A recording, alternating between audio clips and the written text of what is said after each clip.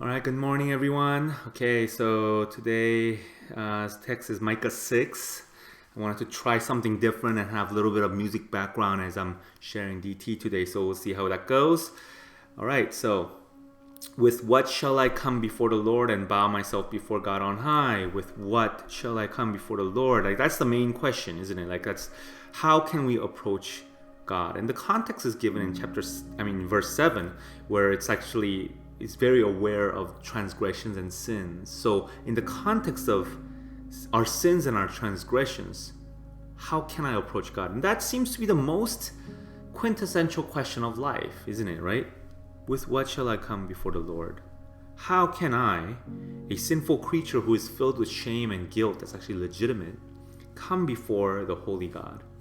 And our intuitions tell us something, actually. Our intuitions tell us that we cannot actually come empty-handed, that we need some sort of a offering or a sacrifice. We need to bring something with ourselves. So then Micah explores what kind of sacrifice would be enough. And note the escalation of the cost of the suffering, right?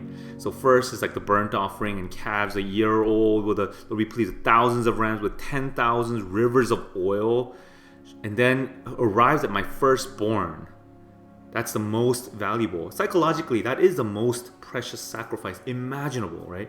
Sacrificing your firstborn. And that's why many pagan religions actually arrived at this practice, which was forbidden of the Israelites. So Micah, in this kind of expounding or thinking and theorizing, he also arrives there, right? So it escalates to this point.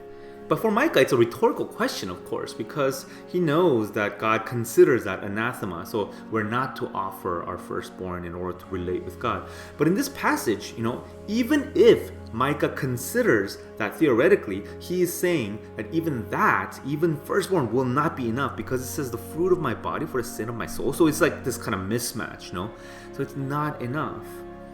So Micah rephrases the question. He says, He has told you, O man, what is good. What does the Lord require of you? So, and then his answer is do justice, love kindness, and to walk humbly with your God. So the answer seems to be, well, there's no need for sacrifice. And the initial reaction that I had when I read this was, oh, that's right. Yeah, that's nice.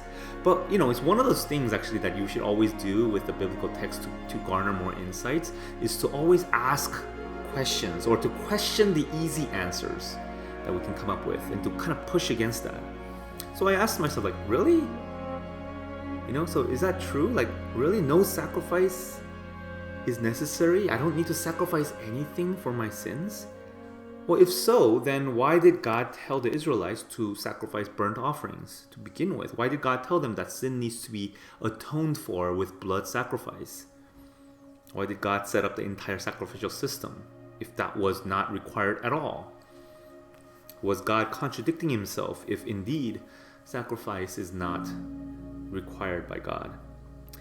See, the very fact that God set up a sacrificial system, actually, it seems to indicate that there is legitimacy in this intuition, that sinners can't simply come to God empty-handed without some sort of a price that we need to pay. But how high is the price? Is it all the way to sacrificing your child? And God says no, and that's a lesson taught to Abraham. And when God tells him to sacrifice Isaac, and then God stops him and says, no, you don't do that. And God provides a sacrifice himself. So that's the lesson. So it seems to me that there is an answer to this question, with what shall I come before the Lord? That it actually does take sacrifice. But how much sacrifice is enough? Is it thousands of rams? Well, that's not enough. 10,000 rivers of oil, that's not enough. Even your firstborn would not do. What it takes is the Son of God, Jesus. He is to be that sacrifice, and that's what it takes. With what shall I come before the Lord? The only price appropriate is the blood of the Son of God, which God himself provides. So it's really interesting that Micah, which is a very short book actually, has one of the most specific messianic prophecies about Jesus, naming the specific birthplace of the Messiah. So I'm going to read that. It's actually in the previous chapter. It says, "But you, O Bethlehem Ephrathah, who are too little to be among the clans of Judah, from you shall come forth for me one who is to be the ruler in Israel, whose coming forth is from of old, from ancient days." Wow, like who is this person whose coming forth is from old, from ancient days? It's a messianic figure.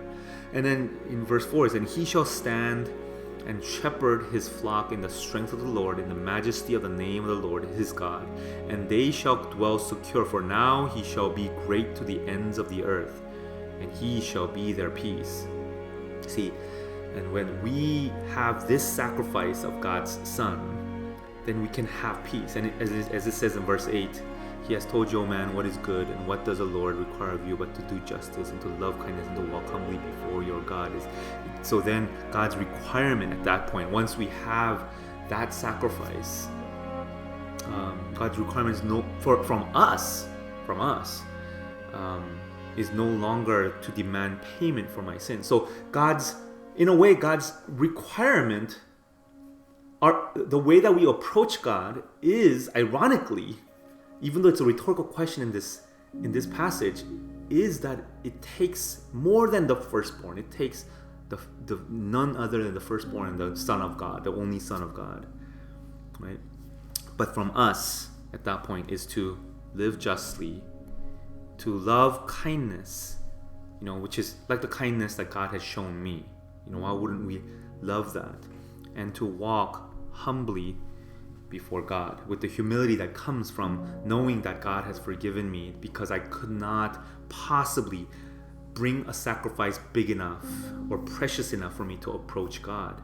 But God provided that sacrifice for me. So, man, I can do justice, I can love kindness, and walk humbly with my God. And that's what God requires of me. So, just those are some of my thoughts today. All right, bye.